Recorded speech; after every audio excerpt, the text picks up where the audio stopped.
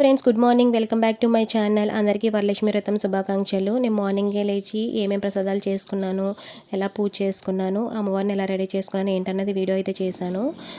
చూసేయండి మీరు కూడా. ఇక్కడైతే 4కి అయితే లేచి మార్నింగ్కి బయటది నీట్గా క్లీన్ చేసుకొని ముగ్గులది వేసుకొని నేను హెడ్ బాత్ చేసి వచ్చి ఇక్కడ అమ్మవారికి ప్రసాదాలు అయితే ప్రిపేర్ చేస్తున్నాను. పూర్ణం బూరెల కోసం కుక్కర్ అయితే పెట్టేసుకున్నాను. పచ్చిశనగపప్పు అలాగే మినప్పప్పు అదిని మిక్సీ పట్టేసుకున్నాను అనమాట బూరెలకి అలాగే గారెలకి. ఇక్కడైతే ఒక పక్క అయితే కుడుములు అయితే చేసుకున్నాను నేను.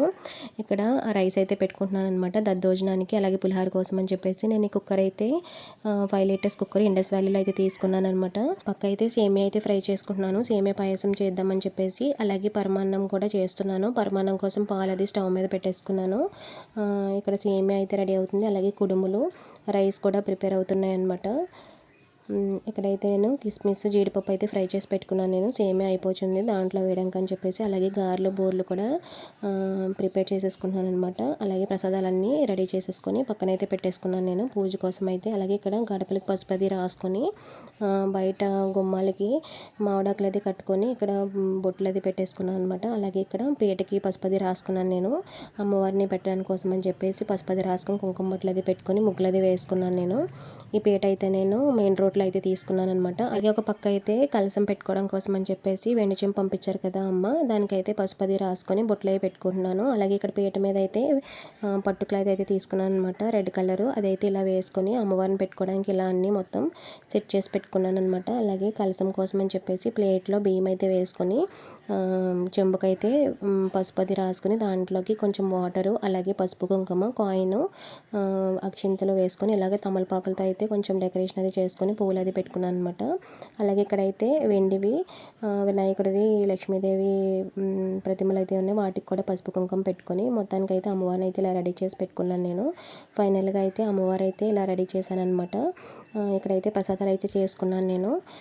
ఇవన్నీ ఇలా రెడీ చేసి పెట్టుకున్నాను. బ్యాక్ డ్రాప్ అయితే నేను మెయిన్ రోడ్లో అయితే తీసుకున్నాను అనమాట. నేను మొత్తం వీటికి సంబంధించినవన్నీ మెయిన్ రోడ్లో అయితే తీసుకున్నాను నేను. ఇలా లైటింగ్ అవన్నీ పెట్టుకుని ఇలా అయితే సెట్ చేసుకున్నాను అనమాట అమ్మవారి దగ్గర. అండ్ ఫైనల్గా అయితే నేను శారీ అయితే కట్టేసుకున్నాను. నేను శారీ అయితే చెన్నై షాపింగ్ మాల్లో తీసుకున్నాను నేను. మా హస్బెండ్ కూడా రెడీ అయిపోయి వచ్చేసారు.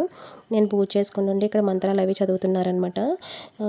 ఒక పక్క విష్ణు సహస్రనామం వింటూ మంత్రాలు అవి చదువుకుంటూ ఇక్కడ అయితే ఇలా పూజ చేసుకున్నాను నేను. చాలా పీస్ఫుల్గా అనిపించింది అమ్మవారిని ఇలా రెడీ చేసుకొని ఇలా చేసుకోవడం. ఒక పక్క మా హస్బెండ్ కథ చదువుతుంటే నేనైతే తోరాలు కట్టుకుంటున్నాను అనమాట. అలాగే ఇక్కడైతే ప్రసాదాలు అయితే పెట్టుకున్నాను నేను. ప్రసాదాలు అయితే 9 రకాలు చేసుకున్నాను నేను. 3 లేదా 5 లేదా 9 లేదా 11 పెట్టుకుంటారు. నేనైతే 9 రకాలు చేసుకుంటాను ఎప్పుడు కూడా, ప్రతి సంవత్సరం కూడా. అండ్ ఇలా అయితే పూజ అయితే చేసేసుకొని అమ్మవారికి కొబ్బరికి అది కొట్టేసి ఆరతి ఇచ్చేసి ధూపం అది వేసి ఇక్కడ మా హస్బెండ్ దగ్గర అయితే తాంబూలం అది ఇచ్చి బ్లెస్సింగ్స్ అయితే తీసుకున్నాను నేను. అలాగే ఇక్కడ నేనైతే ఇలా రెడీ అయ్యి అమ్మవారి దగ్గర అయితే కొన్ని పిక్స్ అయితే తీసుకున్నాను అనమాట. మా ఇంటి వరలక్ష్మి వ్రతం అయితే ఇలా జరిగిందనమాట. ఇక్కడ అలాగే వెండి పూలతో అది పూజ అది చేసుకున్నాను నేను అమ్మవారి దగ్గర.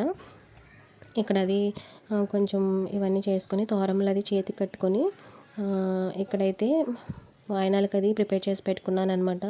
వాయినాలకు అయితే ఇవ్వడానికి 5 మంది పిలిచాను.